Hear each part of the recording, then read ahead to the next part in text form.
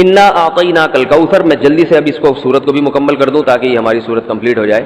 ترجمہ کر دیتا ہوں. انا اعطیناک الکوثر، اے نبی ہم نے آپ کو عطا کی کوثر. فصلی، پس آپ نماز پڑھیے، لربک اپنے رب کے لیے، ونحر اور قربانی کیجیے. انا بے شک شانئک آپ کا دشمن هو الابتر، وہی دم کٹا ہے، وہی اسی کی نسل ختم ہوگی، اسی کا ذکر خیر ختم ہو جائے گا، وہی ناقص ہے، اس کا کوئی نام لینے والا ان کے بعد نہیں ہوگا.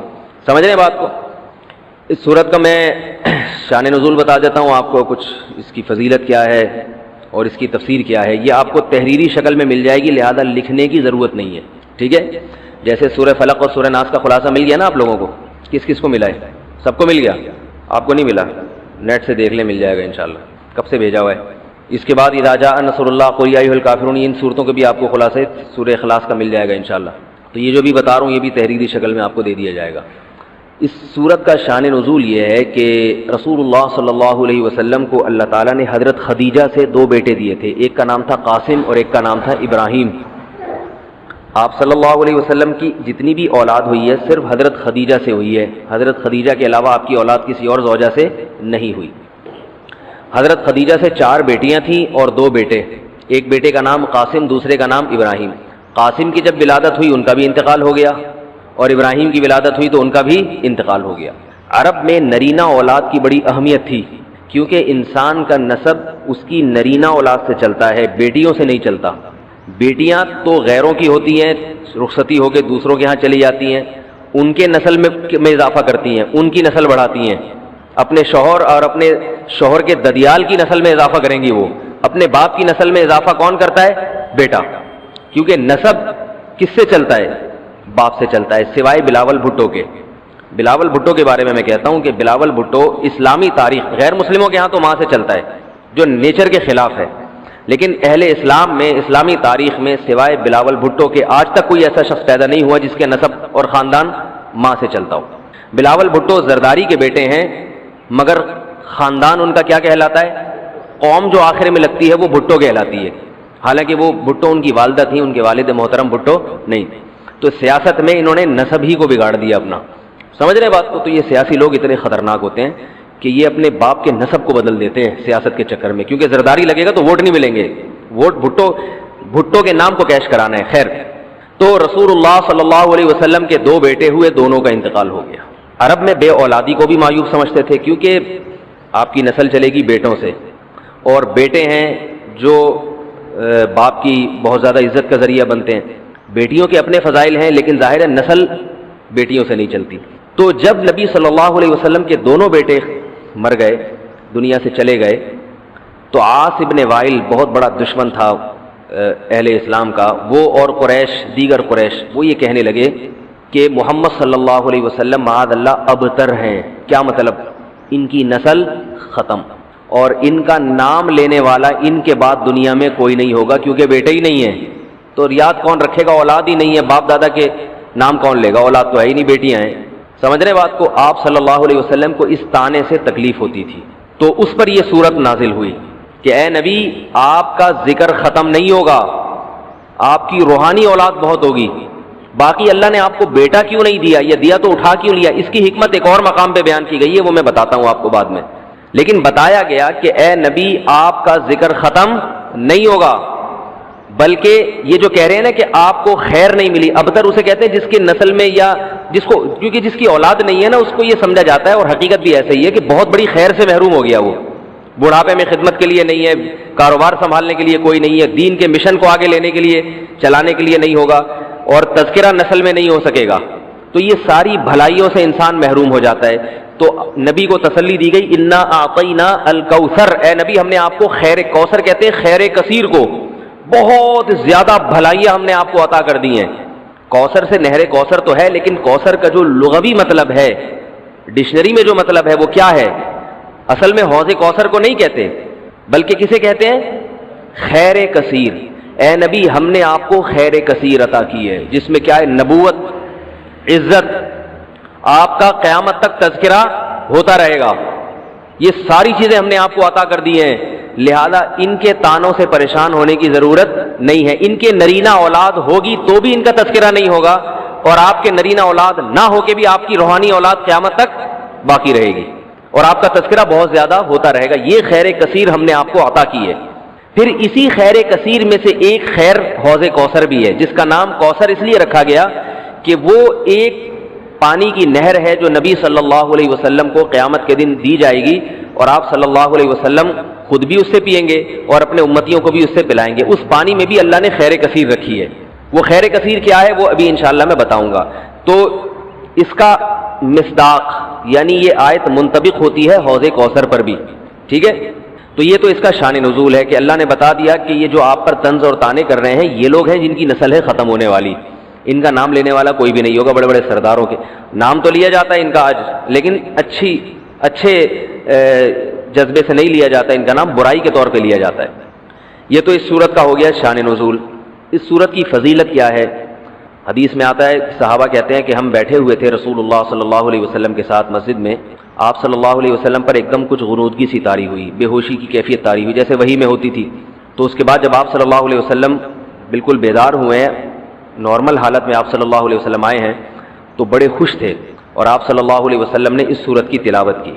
اللہ کے نبی پر جب وحی آتی تھی نا تو جیسے ہی آپ صلی اللہ علیہ وسلم ہوش کی حالت میں آتے تھے تو فوراً ان آیتوں کی تلاوت شروع کر دیا کرتے تھے تاکہ میں بھول نہ جاؤں. تو آپ نے فوراً بسم اللہ الرحمن الرحیم پڑھا اور انا اعطیناک الکوثر فصل لربک وانحر ان شانئک هو الابتر. یہ آیتیں نازل ہوئیں اور آپ نے فوراً ان آیتوں کی تلاوت شروع کر دی. جب یہ شروع ہوئی تو صحابہ نے پوچھا یہ کوثر کیا چیز ہے؟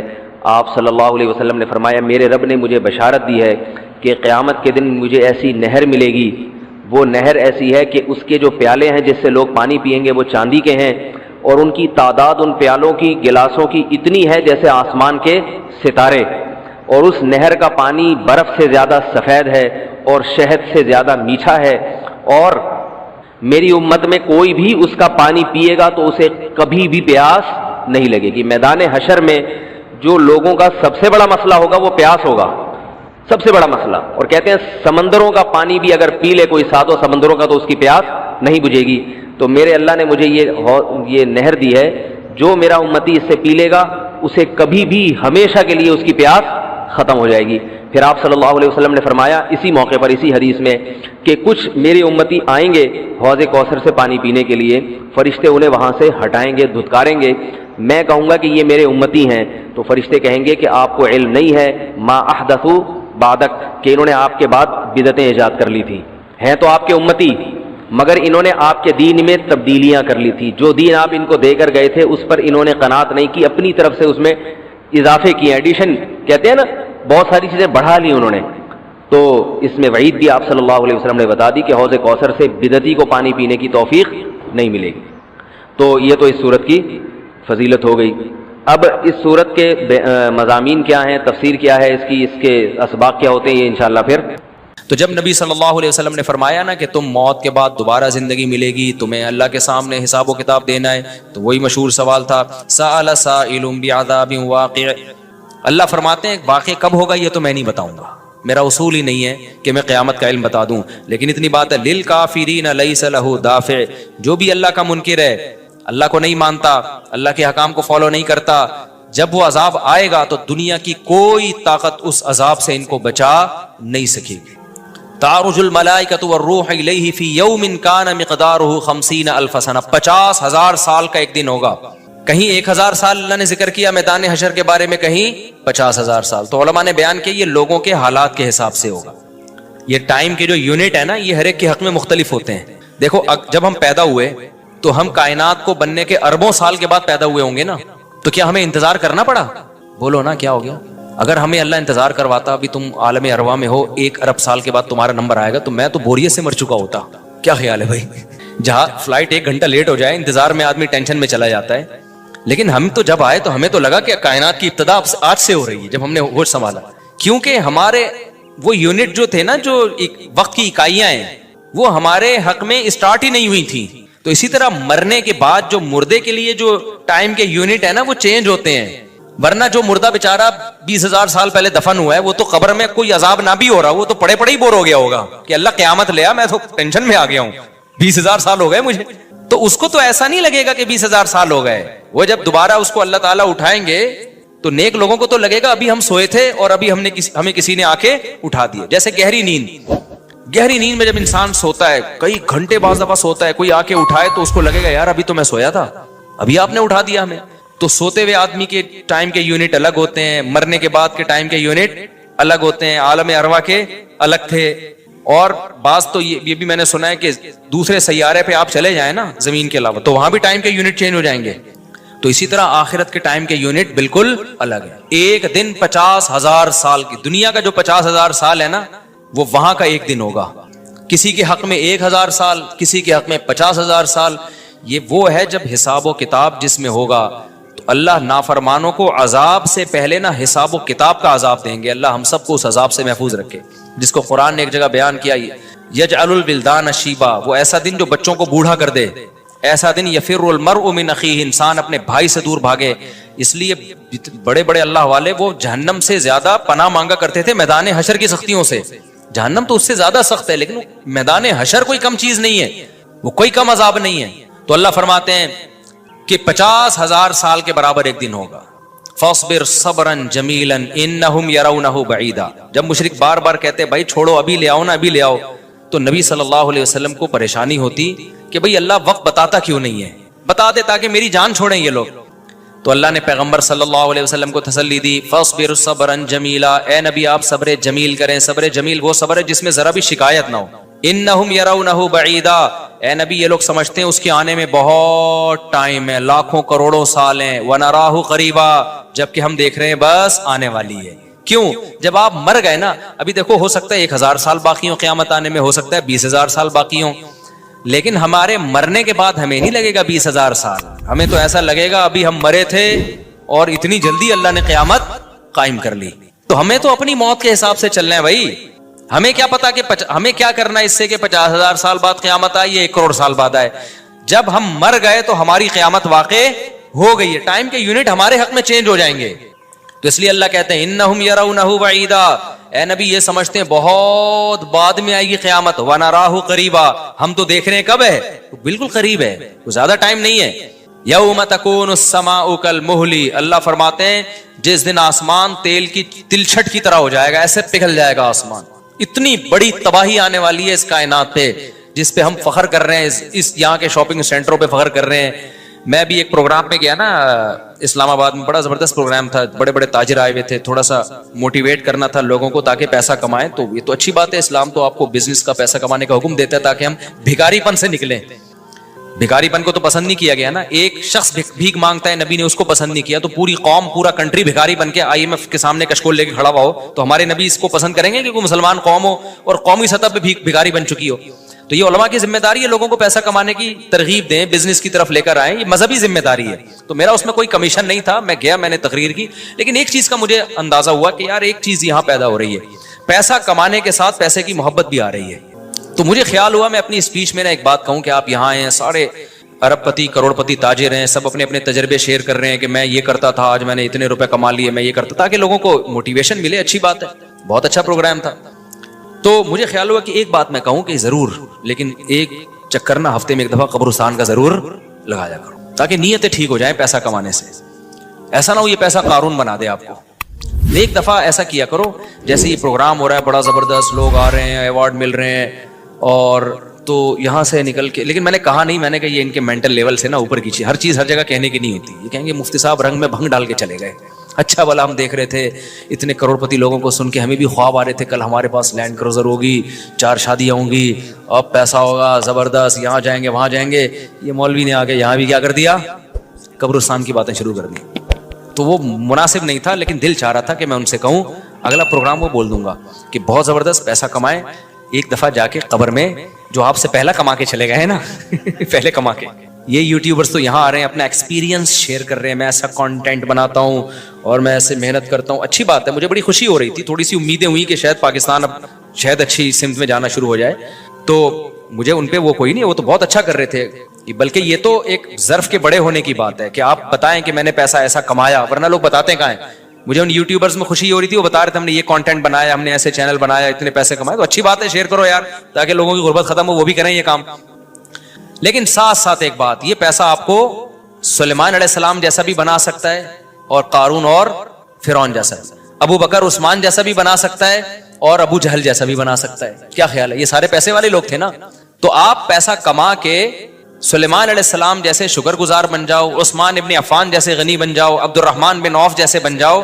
اس کے لیے ضروری ہے کہ ہفتے میں ایک دفعہ قبرستان کا وزٹ اپنے خرچے پہ کر لیا کریں, اور ایسے ہی نہیں گزرتے ہوئے, وہاں جا کے کھڑے ہو کے قبروں پہ دیکھا کریں کہ میں جتنا بھی بڑا بن جاؤں, میرے یوٹیوب پہ چینل پہ 10 ملین بھی سبسکرائبر آ جائیں, لیٹنا میں نے کہا ہے تھوڑے دنوں میں جا کے بھائی اس قبر کے اندر.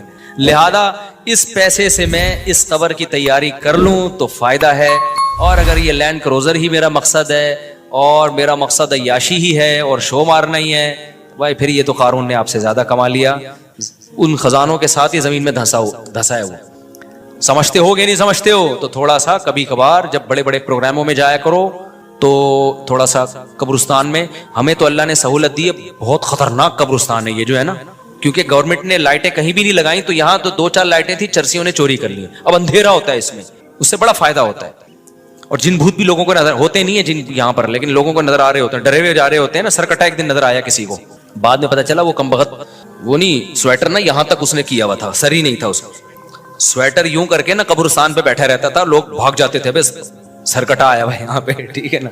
تو آپ یہ جو ہمیں اللہ نے بڑی سہولت دی ہے, کبھی کبھار ایسا کیا کرو, یہاں چلے جاؤ. رات کے وقت جاؤ گے تو جیسے آپ نے انرجی اپنی خرچ کرنی ہے نا, تو کہتے ہیں ڈاکٹر 1 گھنٹے کی واکنگ سے 15 منٹ کی جاگنگ بہتر ہے. 15 منٹ کی جاگنگ میں اتنی انرجی لگ جائے گی جو 1 گھنٹے کی واکنگ میں نہیں ہوگی. تو دن میں قبرستان 100 دفعہ جانے سے بہتر ہے رات میں 2:30 بجے 1 دفعہ چلے جاؤ. بس رات میں 2:30 بجے 1 دفعہ چلے جاؤ, اور وہاں جا کے بیٹھو. بیٹا آنا کہاں ہے؟ یہی آنا ہے. اور یہ جو لیٹے ہوئے ہیں نا, یہ سارے غریب نہیں تھے, ٹھیک ہے نا. ان میں بہت سارے کروڑ پتی تھے, ارب پتی تھے, 4 شادیوں والے بھی تھے, 1 والی بھی تھے, اور بچوں والے بھی تھے, بغیر بچوں والے بھی تھے, جوان بھی تھے, بڈھے بھی تھے, 30 سال کے بھی تھے, 15 سال کے بھی تھے, 6 مہینے کے بچے بھی تھے. کیا نظر آ رہے ہوں گے قبریں, جا کے دیکھو. کل ہوس اس طرح سے ترغیب دیتی تھی مجھے. وہ ایک شاعر نے بڑا شعر کہا ہے کہ مجھے ہوس جو ہے نا وہ ترغیب دیتی تھی. ہوس نہیں ہوتی پیسوں کی, دولت کی, کہ یہ سکندر ہے, وہ کہ جو ہے نا, مجھے پورا شعر یاد نہیں, 20 سال ہو گئے سننے ہوئے اس کو. اس کا خلاصہ بتا رہا ہوں کہ ہوس مجھے ترغیب دیتی تھی کہ بھائی پیسہ کماؤ, پھر یہ عیاشی اور اتنی عزت اور ایسا کچھ ہوگا اور بڑے مزے ہوں گے نا, اور نائٹ کلب جائیں گے, شرابیں پیئیں گے اور یہ کچھ کریں گے. کہہ رہے ہیں ایک دن کیا ہوا, مجھے جو ہے قبرستان سے میرا گزرنا ہوا, تو مجھے جو ہے نا میری ہوس نے جو ہے نا مجھے 2-4 قبریں دکھائیں اور کہا یہ سکندر ہے, یہ دارا ہے, یہ کیکاؤس ہے. یہ سکندر اعظم کی قبر ہے, لاکھوں باندیاں تھیں اس کے پاس. آپ تو 2-4 گرل فرینڈ پہ فخر کر رہے ہو, گرل فرینڈ نہیں, لاکھوں باندیاں. گرل فرینڈ آپ کے تابع نہیں ہوتی, باندی تو جیسے آپ بولو گے بھائی جو کام آپ اس کے ذمہ لگاؤ گے وہ بھاگ نہیں سکتی, نوکر ہے آپ کی. تو اتنی بڑی بڑی دنیا انہوں نے روئے زمین پہ حکومتیں کی ہیں. آج قبروں کے اندر یہ دارا ہے, یہ کیکاؤس ہے, یہ سکندر اعظم ہے. بڑے بڑے بادشاہوں کی قبریں آپ کو نظر آئیں گی پڑے ہوئے اندر. اب نئے زمانے میں شعر کو ہم یوں چینج کر دیں گے, یہ 10 ملین والا ہے سبسکرائبر تھے, یہ 20 ملین والا, یہ 50 ملین والا. ایک کلپ بعض ایسے مشہور ہو جاتے ہیں, کھجا بھی رہے ہوں گے نا, بس یہ اپنی کھجانے کی ویڈیو ڈال دیں یوٹیوب پہ, لاکھوں روپے کما لیتے ہیں بیٹھے بیٹھے. بعض ایسے مشہور ہو گئے, کچھ بھی نہیں کرے نا, بس وہ کہے کہ ناڑا باندھتے ہوئے دکھا دیں, میں ناڑا باندھ رہا ہوں, میں ناڑا ایسے ٹائٹ کرتا ہوں, زار بند ایسے ٹائٹ کرتا ہوں. اتنے مشہور ہو گئے ہیں وہ, بس لوگ دیکھنا چاہتے ہیں. لوگ پتہ نہیں کیا ہو گیا اب. اللہ یار, وقار زکا نے کل ایک بڑی اچھی ویڈیو وائرل کی ہے یوٹیوبرز کے بارے میں, کہ اب میں وہ یوٹیوبرز کی وہ ویڈیو پہ جو اس نے کمنٹس کیے وہ تو نہیں بتاؤں گا, کیونکہ اس پہ وہ اس کا نام لینا کسی کا ٹھیک نہیں ہے. اس نے کہا یار یہ عجیب ولاگر عجیب ٹائپ کے آ رہے ہیں, کچھ بھی کر لو, کچھ بھی کر لو, ملین ایک دن میں 1 ملین ان کے ویوز ہو جاتے ہیں. تو انہوں نے کہا یہ ان ولاگرز کا قصور نہیں, یہ قوم کا قصور ہے. اس نے بڑی اچھی بات کی, اس نے کہا یہ قوم کدھر کو جا رہی ہے بھائی. واش روم میں بیٹھا ہوا بندہ دکھا رہا ہے, دیکھیں آدھا اوپر والا دکھا رہا ہے. میں کہتا ہوں اگر وہ نیچے والا پورشن دکھا دے نا, یوٹیوب چینل بند کر دے گا, بولے گا بھائی اتنے سبسکرائبر اتنا کراؤڈ ہم برداشت نہیں کر سکتے, ڈی مانیٹائز کر دے گا یار. کہے گا بھائی یہ ہمارے بس میں اب. تو لوگوں کی نیچر دیکھو یار, کچھ بھی جو مشہور ہو جاتے ہیں, ایک دفعہ مشہور ہو گئے نا, بس اب کچھ بھی کریں گے. گالی دے رہے ہیں, وہ ویڈیو آ گئی, کھجا رہے ہیں, لوگ دیکھ رہے ہیں کیسے کھجاتے ہیں. یہ تو لوگ عجیب ہیں. بہرحال جو ہو رہا ہے میں تو مارکیٹ میں وہی بتاؤں گا نا آپ کو. تو اب جو سوشل میڈیا سے وابستہ لوگ ہیں, جن کے ٹک ٹاک پہ چینل, یوٹیوب پہ چینل, ان کے یہاں کامیابی کیا ہے, 4 मिलियन हो गए, 10 मिलियन हो गए, 50 मिलियन हो गए। तू एक वीडियो इतनी मेहनत से बनाता है, 4 आदमी तुझे मिलते नहीं है, और मैं खुजाता भी हूं ना सर को तो इतने व्यूज आ जाते हैं।